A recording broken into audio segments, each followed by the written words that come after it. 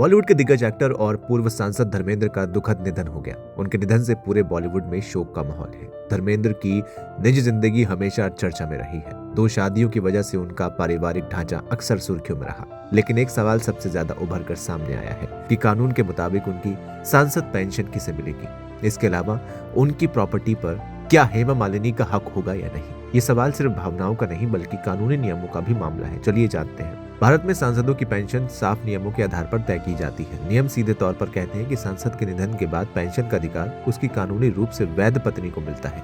यानी ये पूरी तरह इस बात पर निर्भर करता है कि पति ने जो विवाह किए उनमें कौन सा विवाह कानूनी रूप से वैलिड है। धर्मेंद्र की पहली शादी साल 1954 में प्रकाश कौर से हुई थी। बाद में हेमा मालिनी से शादी करने के लिए धर्मेंद्र ने कथित तौर पर अपना धर्म बदलकर दूसरी शादी की, क्योंकि मुस्लिम पर्सनल लॉ के तहत बहुविवाह की अनुमति है। यानी पॉली यानी एक से ज्यादा शादियां की जा सकती हैं। कानूनी एक्सपर्ट्स के मुताबिक अगर पहली पत्नी जीवित हो और पति बिना तलाक लिए दूसरा विवाह कर ले तो हिंदू विवाह अधिनियम के तहत दूसरी शादी अवैध मानी जाती है। ऐसे मामलों में पेंशन का अधिकार पहली पत्नी को ही मिलता है, क्योंकि कानून के मुताबिक वो ही वैध जीवन साथी होती। दूसरी पत्नी को इस कंडीशन में पेंशन का कोई अधिकार नहीं मिलता जब तक कि शादी कानूनी तौर से प्रमाणित ना हो। लेकिन ये मामला यहीं खत्म नहीं होता। सांसद पेंशन से जुड़े नियम सीसीएस पेंशन रूल्स 2021 के तहत भी आते हैं, जिनमें ये साफ लिखा गया है कि अगर किसी भी इंसान की 2 पत्नियां कानूनी रूप से वैध हैं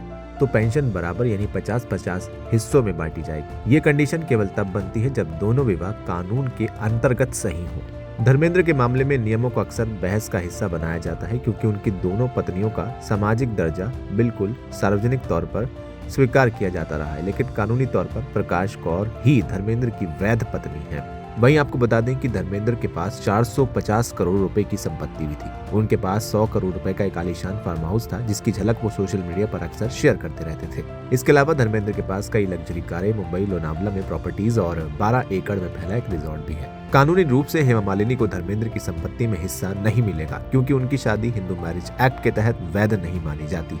उन्हें हिस्सा तभी मिल सकता है अगर धर्मेंद्र ने अपनी वसीयत यानी विल में उन्हें शामिल किया हो या कोर्ट में उनकी शादी की वैधता साबित हो। साल 2023 के सुप्रीम कोर्ट के फैसले ने साफ कर दिया कि दूसरी शादी से हुए बच्चों को अब सिर्फ नाम का हक नहीं बल्कि कानूनी अधिकार से पिता की संपत्ति में बराबर हिस्सा मिलेगा। फिलहाल इस वीडियो में इतना ही। अगर आपको ये वीडियो पसंद आया हो तो इसे लाइक करें, शेयर करें और चैनल को सब्सक्राइब करना बिल्कुल न भूलें।